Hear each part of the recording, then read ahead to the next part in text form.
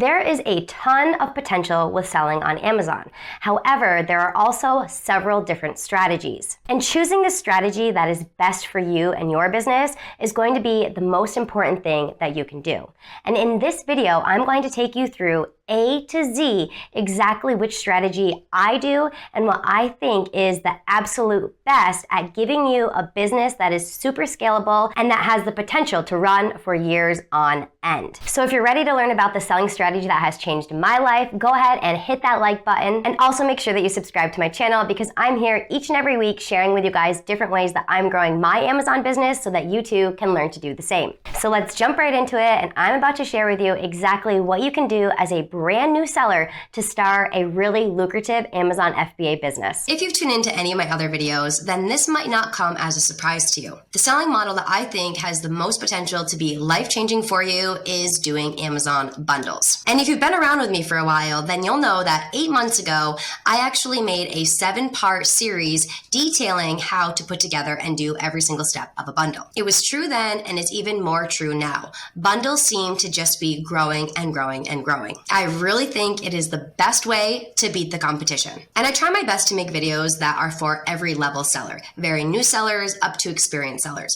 So if I'm talking about anything throughout this presentation that you're still questioning afterwards, then make sure to go into my video content and look for that wholesale bundling series because everything is explained in wicked detail in those videos. What will I be sharing with you today? Let me take you through really quick the overview. First, I want to talk about the typical challenges that you see with selling on Amazon. Then I'll jump into explaining exactly what bundles are and exactly why they work. Next, I'll take you through every single step of my approach of exactly how I'm able to think of and come up with bundles. After that, I'll share with you how to find suppliers for these bundles that you've created. Then I'll explain how you can make sure that you are owning 100% of the sales and you're not going to have to share that buy box with anybody else. Finally, I'll explain to you how to set up the listing for this bundle. Here we go. Here's what I feel are the 6 most common Amazon challenges and why most sellers end up quitting. Number 1, they might be taking the wrong approach. There's not just one way to sell on Amazon, and this was the most confusing to me as a new seller because a lot of different influencers or video makers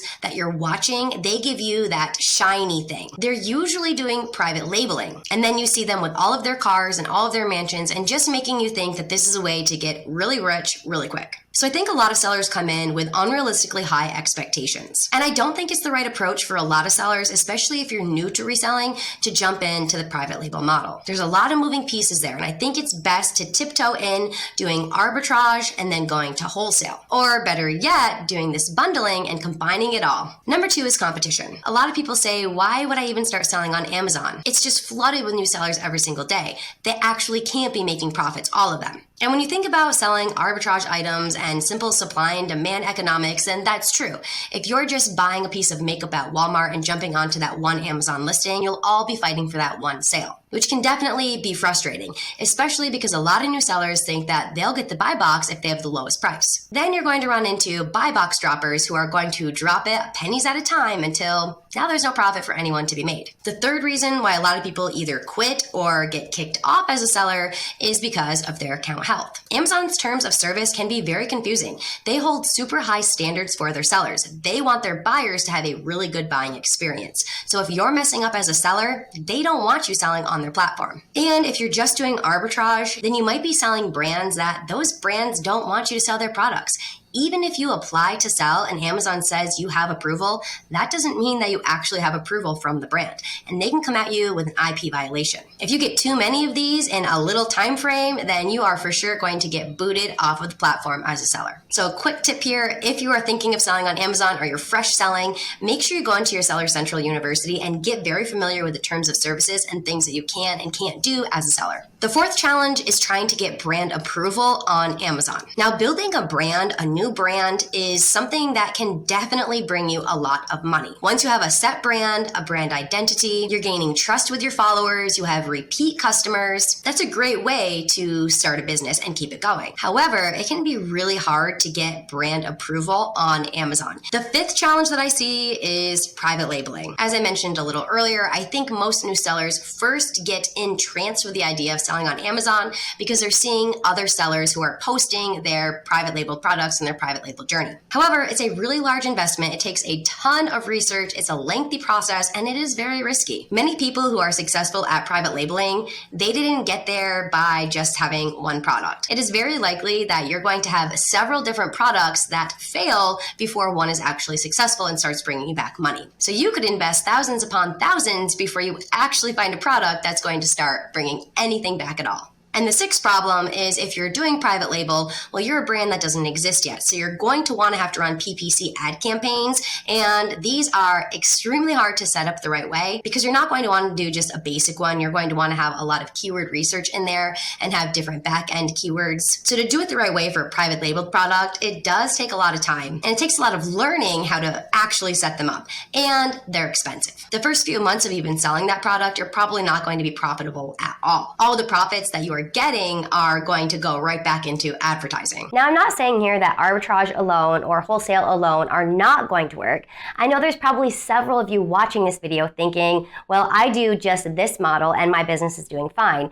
And that's true, it can work. But what I'm saying is it's going to take a lot more time. And if you're not the type of person who is extremely dedicated and extremely driven, then one of those models alone might not be enough to make you succeed. Especially because of all of the hurdles that you do have to watch out for, all of the competition, all of the different violations. I have just personally seen that there's a lot more pivoting that I have to do and a different level of risk that I'm taking when I'm just doing arbitrage alone or just doing wholesale alone. So what exactly are bundles? Quite simply, you're going to take a group of related products and you're going to put them together and sell them as a single package at a discounted price. For example, you might come up with a gamer bundle. Rather than just selling a console on its own, you're going to put that console with other products that are related to it, and that makes sense. You might drop in there a game controller and a video game to go with that console. Now it's a bundle. A photography bundle. Rather than just trying to resell a camera, the related products that you could put with that might be a tripod, a camera bag, and a memory card. So you're thinking of products that are commonly sold together and bought together, and you're putting them together as one single unit that they can purchase. Pretty easy concept, but now let me explain to you exactly why they work. Number one, it's going to decrease your Amazon fees. If you're just selling a console, you might have to pay $10 in fees every time one console sells. But if you add that controller and that video game with it, you might still just be paying $10 in fees. But if you split those three products apart and sell them individually, you have three separate fees you're paying. $10 for the console, $5 for the controller, $5 for the game. So now instead of paying $20 in fees when you sell three of these products, you're putting them together and you're paying half the amount of fees. And you're also increasing value to the customer. They want these things together. So by not having to go in and purchase them each separately, adding to cart and finding a listing for each one, it's saving them a lot of time and it's increasing value to them. And if you have to pay a fee on each single unit that you sell, you're going to have lower profits selling single units. So it makes sense that while you're putting them together, you're decreasing fees and now you have increased profits. And because you have saved the customer time, you have increased value to them, you can price these bundles at a higher price point. And by creating this value, you're going to have an upper hand on the competition. The competition who's only selling the game on its own versus you where you can get the game with the console, with the controller. It's definitely going to catch their eye more and want to pull them over to your listing. And the sixth reason why it works is because you're going to go the extra mile to put something into that bundle that your competition cannot get, they cannot reproduce, and therefore it's going to keep the competition off. When I share information with you guys, it's really important to me that I don't make things seem over-realistic. So let's talk about the actual potential profit that you could see by starting Amazon bundles. So let's say you invest one whole year into doing this. Each month, you're going to come up with one really good bundle that is selling at least 50 times per month and that you're getting back $8 every time this sells. After that year, you're going to have 12 bundles that you're now selling over and over again. 12 bundles, 50 sales each bundle, $8 profit each sale. That means you've built a business that's bringing in almost $5,000 a month in gross profit. That alone right there can replace most livable wages in the United States. But let's say you go all in on this and you're spending a ton of time on it. You're making 2 bundles a month, very great bundles. Customers want them. They want to throw their money and buy them. They're each selling $50 a month, $8 profit, but you're coming up with 2 per month. Now, after that year, you're going to have 24 bundles, and you just doubled what you're going to get for gross profit. Now your business is bringing in almost $10,000, and it's not really a lot of upkeep. You only have these bundles that you have to keep looking at, analyzing. Are they working? If they're working, great. Keep reordering and replenishing just those 12 bundles that you have, or 24 if you were doing 2 per month. So the numbers are very realistic and they're very telling. This type of business model is one that comes with so many benefits. You can start it right now as a new seller, and it is super realistic and very scalable. So now that you know what bundles are and why bundles work, let me share with you a few different styles of bundles that you can put together. The first one is my favorite, and these are different passions that people have. Customers are way more common to pay a premium price for things that they're passionate about. If there's things that align with their values and align with their interests, then they're willing to spend money on them. Something easy that comes to the top of my mind, sloths. For some reason, sloths are really intriguing to people. I had a student one time in 4th grade, and she was infatuated with sloths. And anytime she found something with a sloth on it, she made her mom buy it for her. I'm talking shoes,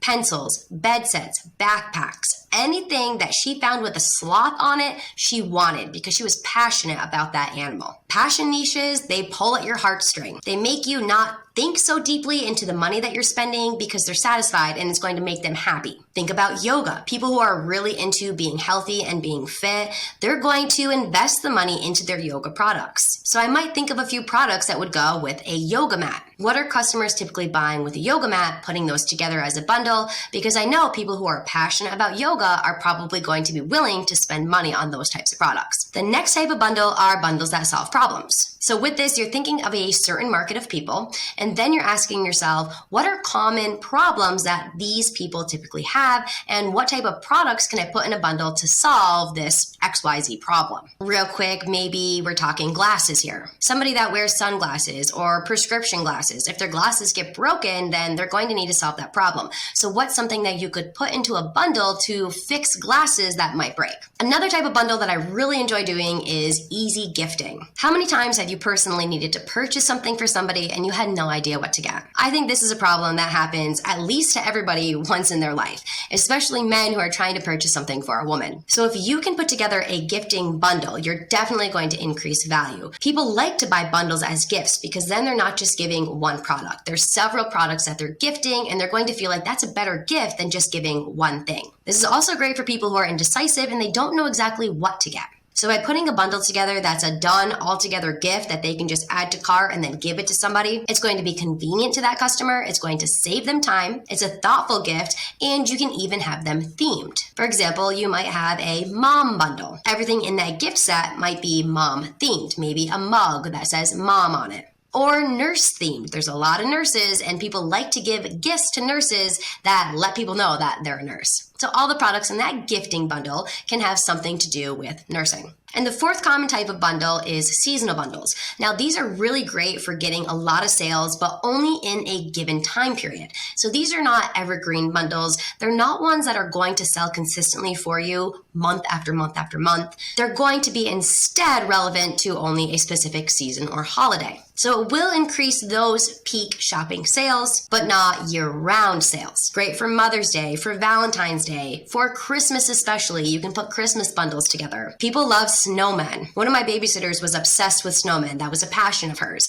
And everything in her kitchen was snowmen all over the place. So you could put a bundle together, kitchen accessories maybe, that all have snowmen on them, and they're probably not going to sell well in the summer, but in that winter season and around Christmas, you'll be making a lot of sales. Now let's talk about the plan of action, how you can actually go about researching and putting this bundle together. So the first step in your plan of action is to do the research. That's going to start at the market level. So what I first do to try to generate different ideas of where I can go with these bundles is to start generating a list of interests and hobbies. Like those sloths. I think back in my life, where have I seen people have different passions? And I write all those things down. What are hobbies that people do? Different types of crafts, different types of sports. Be specific in these. So I might have golf, I might have going to the gym. And then once I have this huge list of different interests and different hobbies, now I'm going to look at them individually and think a little deeper. These types of people, what are they talking about and what are they spending money on? So if I'm into making bundles for people that are really into going to the gym, because that's definitely a passion niche. People that go to the gym, they are die hard about it and they like to talk about it.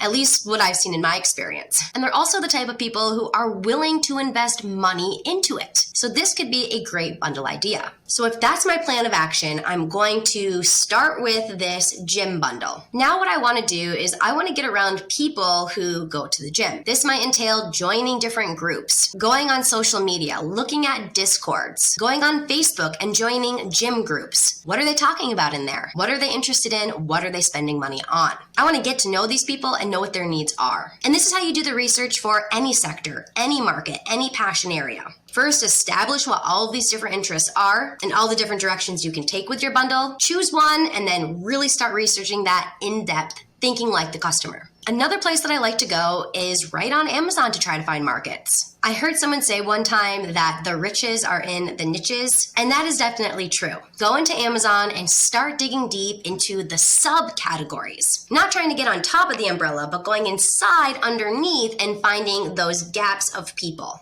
And then I also look on Amazon listings and look at the frequently bought together area. So let's say we want to put together that bundle for somebody that goes to a gym, and I found a water bottle that I know I can get my hands on. Well, I would go to that water bottle and then I would read on that listing, what are other people buying with this? What do people that buy this water bottle go and buy next? And then what I would do is take the ASIN for that water bottle. I would go to my ProfitGuru software, click on the Bundles tab, and input that ASIN. Because the Bundles feature on ProfitGuru then gives you a ton of suggestions of what the algorithms are telling it people buy with it. So to show you an example of this, I was searching through Amazon for products that people use at the gym, and I stumbled upon these gym towels. So this would be something that I would add to my list of ideas to put into my bundle. Now, to get even more ideas of what people like to buy with these gym towels, because I don't know, I don't go to the gym, what I'm going to do is scroll down. And now here I can see where Amazon says, make it a bundle. They found 2 bundles put together with these gym towels already. Now, this is something kind of newer on Amazon. So Amazon is really favoring going to these bundling models. And they're even now displaying bundles to their customers. So here's an idea we can do. They put these towels with these wet bags. I'm going to throw that idea into my bundle. And now right here where it says frequently bought together, I can see people who have bought these towels next went and purchased a gym duffel bag. Now I'll throw that item into my possible bundle idea. So we have a duffel bag, gym towels, and a wet bag. What I want to do next is scroll down even further and come right here where it says ASIN. Copy this number, and now I pasted it right here into Bundle Ideas on ProfitGuru. And what it did now is pulled up 2 different products that it's pointing at, meaning people who have purchased the gym towels have also purchased these other items commonly together. And we can see here that it's pointing to sweatbands. So what you're putting into your bundle should not be just something that you're throwing off the top of your head.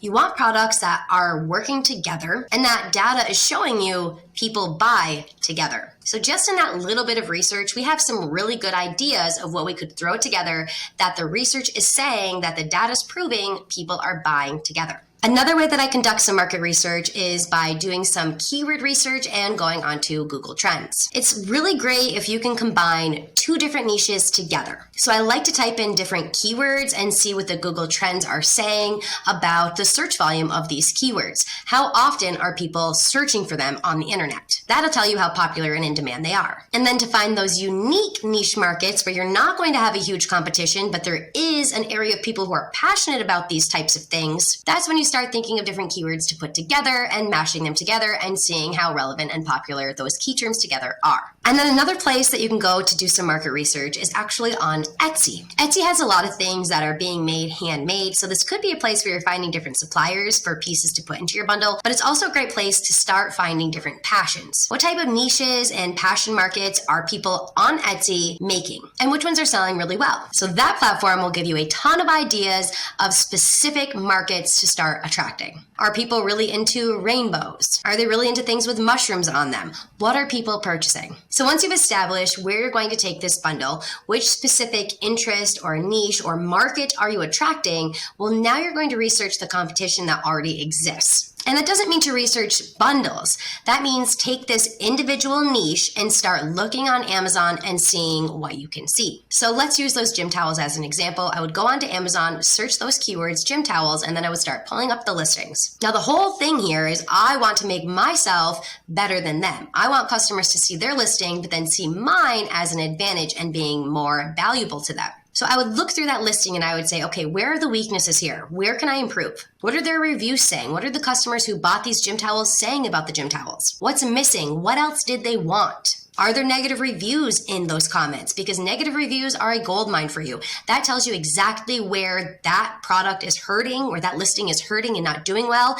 And you can make sure that you revamp it and do what the customers are saying they want done. And then, of course, you're going to look at the listing quality score. This goes up to a 10. How good is that listing? What kind of a score is it getting? And to do this, I typically use AMZ Scout. Now, that's something that does take a little while to show you through. So again, if that's something you want to see me do in detail, go through to my other videos and look for my wholesale bundling series. There's 7 videos there, and this is one of them where I do in full detail. But that's the second step in the research. Now that you've found where you want to go, you're going to research what already exists in that niche and how you can make yours better than the competition. So you've identified your market, you've sought out the competition. Now it's time to actually start putting together what is going to be in that bundle, building the actual concept. And to do this, the very best thing you can be is empathetic. Put yourself into that specific niche market customer's shoes. What do they want? You've researched, you see what these people are talking about. You're seeing what they're willing to invest money on. You did that research. So now apply it. What did they say they're willing to invest money on and that they want to throw their money at? You want them to look at this bundle and think to themselves, I have to have this. This is absolutely amazing. I love it.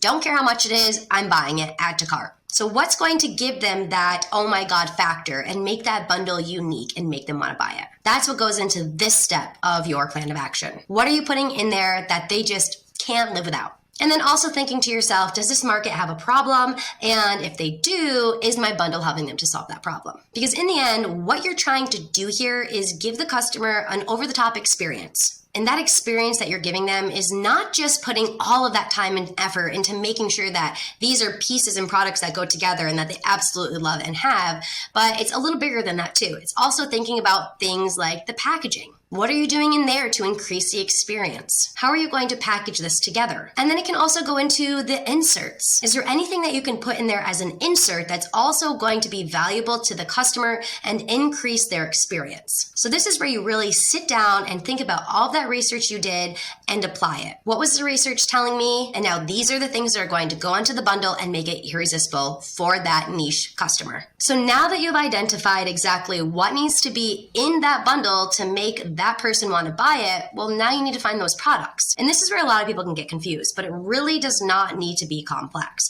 And what you want to ask yourself first is, which direction am I taking? Do I want this listing to be something that has really long-term sustainability, or do I not care if it's just a low-hanging fruit? Maybe I can find a product that's a sellout item, it's discontinued, and I can get 3,000 of them super cheap. So I might want to buy those 3,000 wet towels and create a listing around them because it was an easy buy. Maybe you're only paying 50 cents per pack of wet towel because it's a clearance discontinued item. Then you have to think to yourself, well, once I'm out of stock, this isn't something that I can replenish. On the other hand, if you're the type of person who you're not interested in that low-hanging fruit, you want to build bundles that are around for the long term, then you'd be going with different types of suppliers. You wouldn't be looking at liquidations and closeouts. Instead, something really great to start establishing are wholesale accounts. My number one tip for you is to use wholesale suppliers as your main base of suppliers. And the reason is because these products, you know, unless they go out of stock or there's something on their last leg of life, that you can generally keep ordering them over and over again.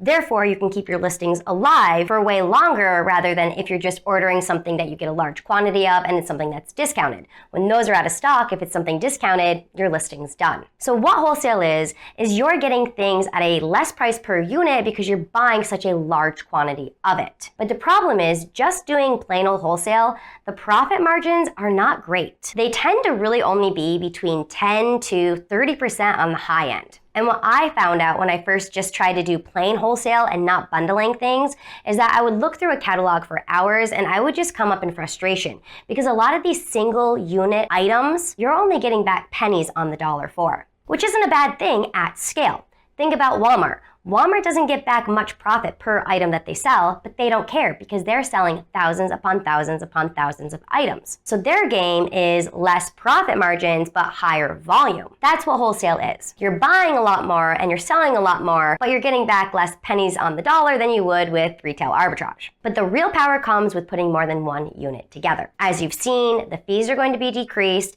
the value is going to be risen for the customer, and it's going to be a win-win for everybody. More money back into your pocket. And another thing that I found is some wholesale suppliers that I have, if they're selling on Amazon themselves, they don't want you to jump onto the good listings. So one supplier that I have, they sell little party favors, and the party favors that they sell, single units, those listings that sell really well, we are not allowed to jump onto them. However, they say we can sell those products if we make a new bundle and a new listing of our own. So there's a lot more freedom that a lot of wholesale suppliers will give you as well when you are willing to come up with your own bundles. Products that they might have on reserve for just them to sell, they might allow you to start selling in the bundle format. And where I'm typically able to find the large majority of my wholesale suppliers is using ProfitGuru software and going into the brands tab. Everything that I need to know about that brand is right there and how to contact them and open up accounts. Super easy, and I do have videos on my channel showing how I do that. Now, another place, very easy, that you can get some products is by doing OA or RA. So this is going into stores, Target, Walmart, and buying products right off of the shelves. But the problem here is it might be hard to keep up your stock. If you're not going through a distributor, you're not going to be able to probably find these things in really large volumes. And it could be something that eventually does get taken off the shelf and you can't find again. But this is how I started out. When I did not have wholesale accounts, I would just go onto Walgreens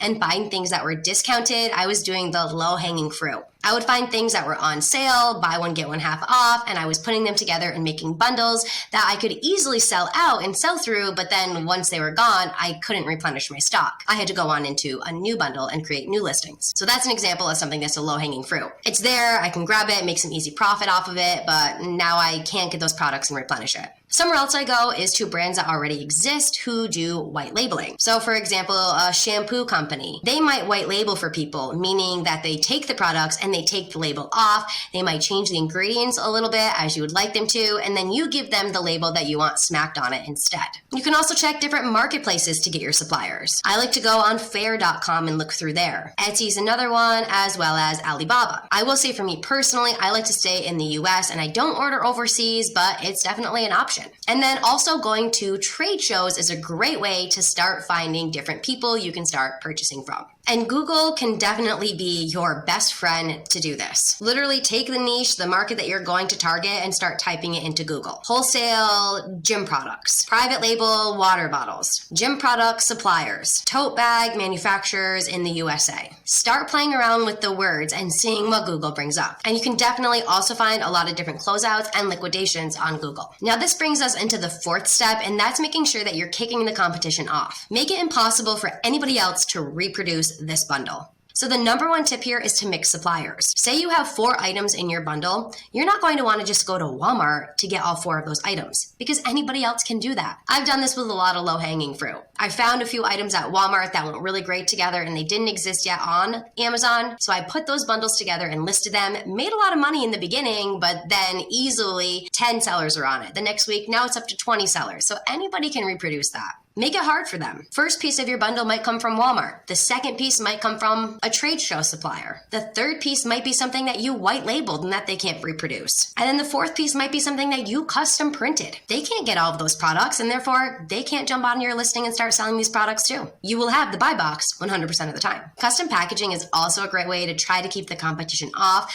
but I will say it does not eliminate them completely. I took products that I just found at Target once. It was 4 different boxes of granola bars and I put them together to create a bundle, and then I made a bag that had a name on it, a brand on it that I made up. So I figured because I had this bag and I put that as part of the listing in the pictures, no one else would jump onto it. But the reality is other sellers don't care if they don't have the same packaging. And if it's just a poly bag that's printed with a different name on the front, the customers don't care either because the products are the same. It didn't take away from their experience. And because I'm not brand approved, I cannot come at these people with an IP violation or anything like that to get them kicked off. So custom packaging is good to have and it can add to the experience, but it's not enough alone to keep the competitors away. Number 3 is my favorite thing to do, and that is to put something in that bundle that I customized. Maybe I went to Vistaprint and I made a recipe card or how to use card for my bundle. No one else can make that the way that I did. And then other places, instead of Vistaprint, you can go onto Google and just put in custom printed X, whatever you want to custom print. But my absolute favorite is going to promotional websites. Promotional websites are ones that sell pop sockets and pens and notepads, things like that with people's brand printed onto it. So if you went to like a vendor booth for a company, on that booth to get you to come over, they might have different freebies you could take. They might have some pens that you could take. And on that pen says their brand. So those are the types of websites that you want to go to, but instead of putting a brand on that pen or pop socket or whatever it is, they have thousands of products. Instead, you would put whatever that niche is. So maybe I'm thinking back to earlier when we were talking about sloths, people that love sloths. I would look at all of the different promotional items on the website that I could throw into this bundle, and then instead of saying to them, put my brand name on it, I would say, I want this picture of a sloth on it.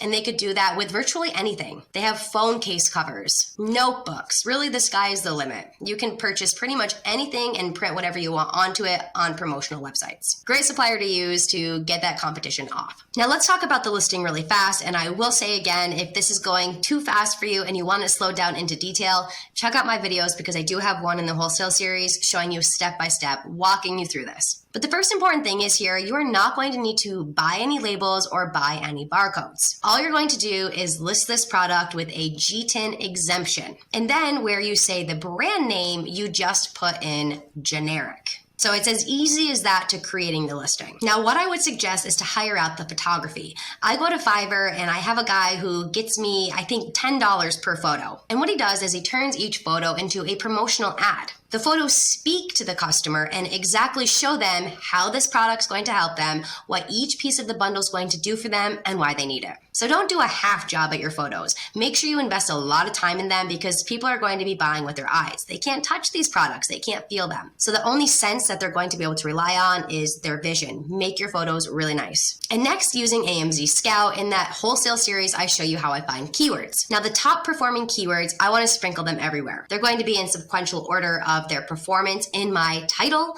They're going to be in my bullet points. They're going to be in the description. They're going to be sprinkled everywhere. And this is a way to make it so that you don't have to run PPC. These are keywords that people are already searching for. People are already searching for gym bags, gym water towels. So you don't have to be running PPC as long as you're doing good keyword research and putting them in the right place. And where you want to invest the most time is your title. That's going to be the biggest factor when it comes to SEO. And what I like to do is use ChatGPT, which is AI, and that helps me to form my title. I also have a video on my channel using ChatGPT, so you can go check that out if you're interested more. And also, if you've already caught any of those videos or you've already watched my wholesale bundling series, let me know down in the comments below and what you thought of them. And if you've tried out bundling yet for yourself, I'm always curious to get some feedback, to see what people think and to see how it worked for them. So let me know down below if you've seen any of my Amazon bundle series videos and how it went for you. And then finally, the last step, get your products, test out that bundle, and try to drive more traffic. So this involves getting all of your pieces. Maybe you had 4 pieces in that bundle from 4 different suppliers, making sure you have them all. And now it's time to prep them and list them. Send them off to the FBA warehouses, and there might even be some opportunities for FBM, merchant fulfilling them yourself, especially during peak holiday seasons. So if this is maybe a seasonal bundle right near Christmas and the holiday time, you might not have enough time to get them to the warehouse.